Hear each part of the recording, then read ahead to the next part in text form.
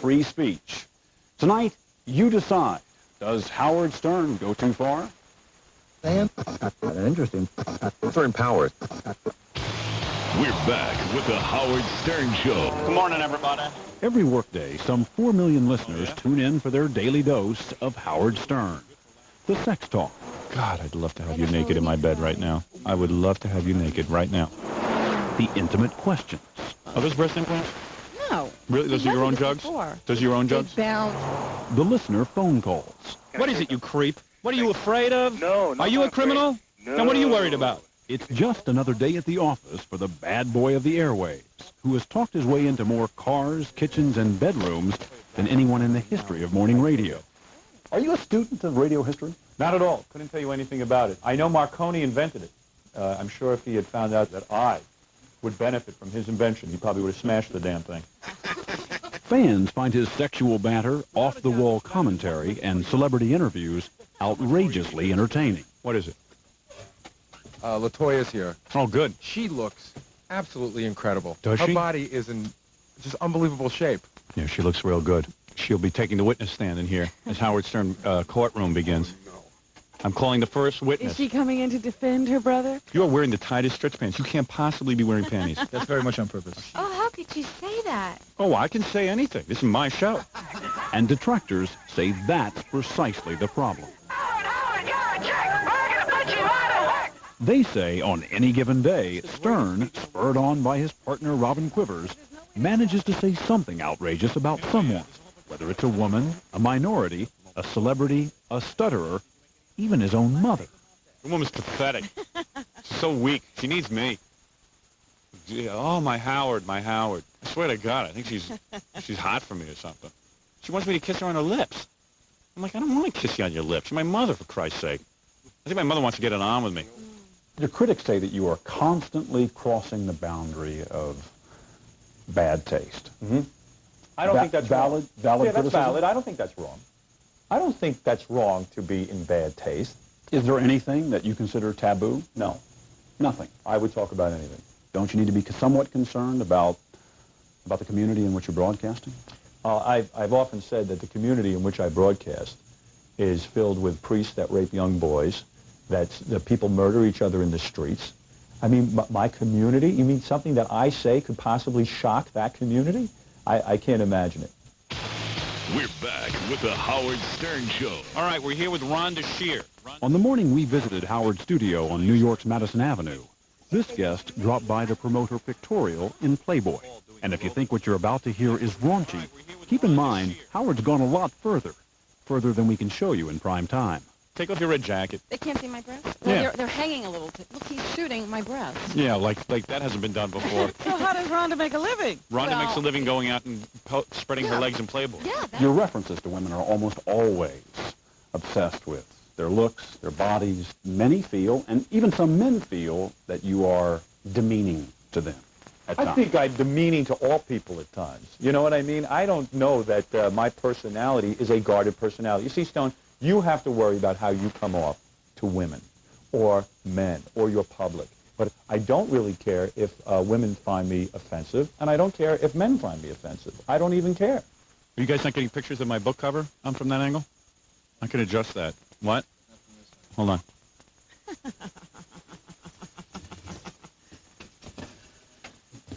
That'll help you.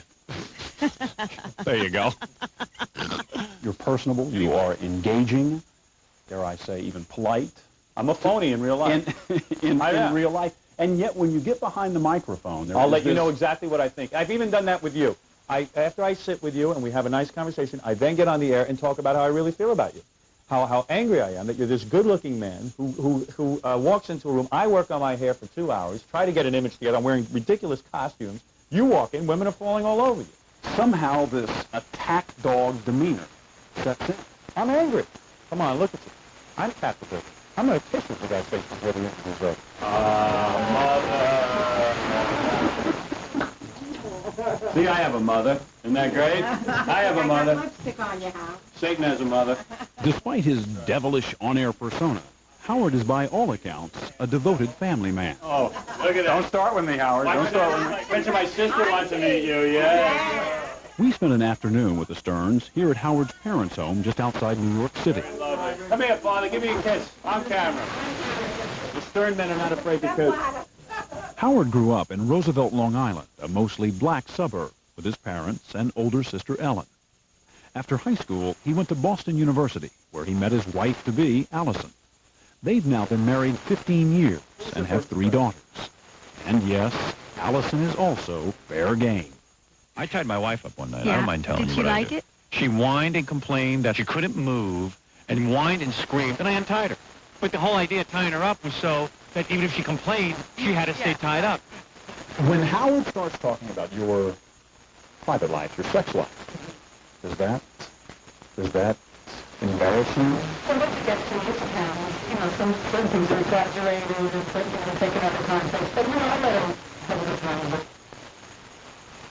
What are you looking at me for? Do you ever worry about how your wife or your parents will react to things you say on the air? It has caused problems from time to time. My wife has gotten mad at me from time to time, like when I went on the air and talked about her miscarriage, and it made her feel real bad. I think I just assumed it was a private incident in our personal life. Obviously a miscarriage, a very, very delicate, sensitive subject for you, Right, having we just had- been through that. Well, listen, and I felt that that was material for the air. I felt that if I'm going to go on the air and talk about everyone else, I'm open for a little ridicule as well. But does that include your wife? Yeah, evidently. Because Have you ever said anything on the radio that you have regretted saying? No, never. Never regretted saying anything. I don't apologize for anything I've ever said, and I don't regret anything I've ever said. Do you regret having hurt anybody's feelings?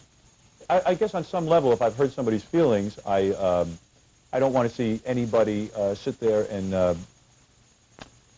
that's kind of a weird question, actually. I don't think I regret it, no. I don't. I don't think I do. You hurt your wife Allison's feelings, I think, when you talked about the miscarriage, don't you? I mean, in retrospect, she now realizes that it was probably no big deal, but at the time it did hurt her feelings, and I guess I really didn't understand why she felt so bad about it. And that's my failure, I guess, as a human being. What's in the news? Well, some not so good news. A 40-year-old Manhattan woman was walking her dog in Central Park and was grabbed by a man who forced her into the woods and raped her. Wow. So they are now looking for a suspect. Animals. Let me be mayor. I'll clean up the city. You are at your most controversial when you're commenting on the daily headlines, the news Right. of the day. Right. There's a rape in New York City. You start in with how fed up you are with all the violence. And if you were mayor, you'd clean it all up. I would. Fine. But then you go on to talk about the Los Angeles riots. Right. And how that was a perfect opportunity to get rid of all the, quote, maniacs. Right. Some of your black listeners were upset. What is it, Baba Booey? People are still pretty riled up about the whole black thing. So now there's a black woman on the phone. What And do you want from me? I'm She not said that. against black She said, people. "Why do you say that only blacks rape?" Did I he didn't say that? Did I say blacks only rape? I never said that. You're so riled up, you can't even think straight. What about you? You're- You hate the black people so bad that you... I don't hate the black people. I don't hate any people. Something about blacks. I hate you, but I don't hate black people. Well, good. You hate me, but you don't hate black people. What color am I? Green? I just want to go on and entertain people. And the way I entertain people is by being honest and sort of following my instinct. And as outrageous and politically incorrect as possible. Yeah, it's not calculated. You are the dumbest caller I've ever had. You're as stupid as a wall. Goodbye. The stupidest caller I ever had. Freaking retard. Even though this kind of talk can be offensive, it's been great for business. Stern's show is syndicated to 14 cities and is at or near the top in New York, Boston, Los Angeles, and Philadelphia. What was it that you saw in Howard Stern that you liked? Lots of revenue. Mel Karmazin is president of Infinity Broadcasting, the company that pays Stern's multi-million-dollar contract. He has a decidedly upscale white-collar audience for the most part, doesn't he? That's correct. And that's the demographic that advertisers tend to be seeking, and that's why his show is so enormously successful. Are you comfortable with all of the content all of the time? Personally comfortable that it's conforming to the regulation? Yes. Comfortable that it appeals to me all the time? Absolutely not. But always conforming to the law. But that's not how the Federal Communications Commission sees it. Over the past 2 years, the FCC has fined Infinity and others that carry the Stern broadcast more than $1 million. The commission said remarks Stern made about sex and excretory functions violated contemporary community standards for decency. Stern says the fines are unfair, that what's being said matters less than who's saying it. What makes you feel that you're being singled out by the FCC? I see the Oprah show, the Geraldo show, the Donahue show. I see soap operas. A lot of these shows are dealing with issues that I have been fined over. In fact, they go a lot further. Anyone that gets a fine feels that he's unfairly singled out.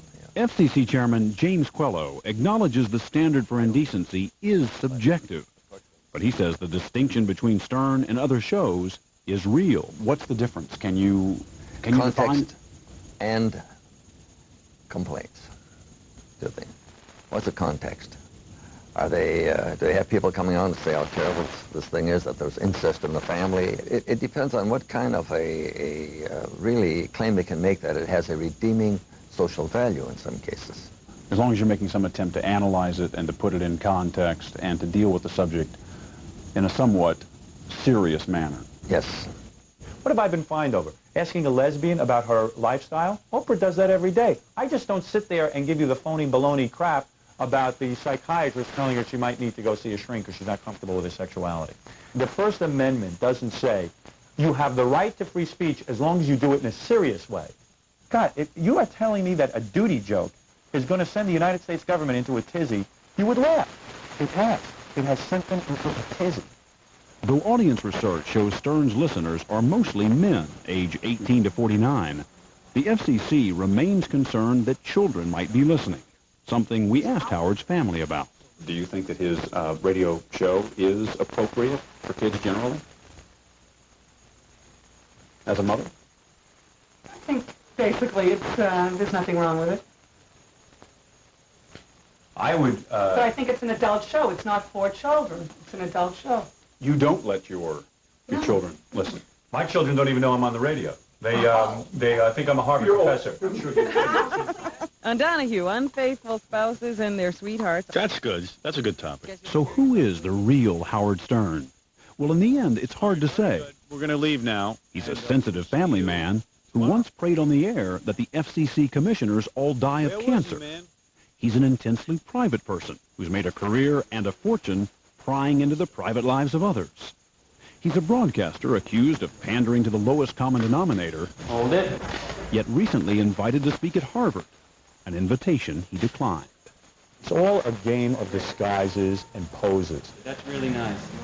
I'm a guy who actually has removed the barrier of the microphone and all that showbiz nonsense, and I don't really care what people think about me. Can't you be funny and successful and yourself without all the raunchiness? Oh, I think I am being myself. I have never been more comfortable than when I'm on the radio. I'm very uncomfortable in my real life. I believe I'm role-playing in my everyday life, and I think that the real Howard Stern is the guy on the air. Infinity Broadcasting says it will fight the fines leveled against Howard Stern all the way to the Supreme Court, if necessary. By the way, Stern's new book, called Private Parts, was released just last week.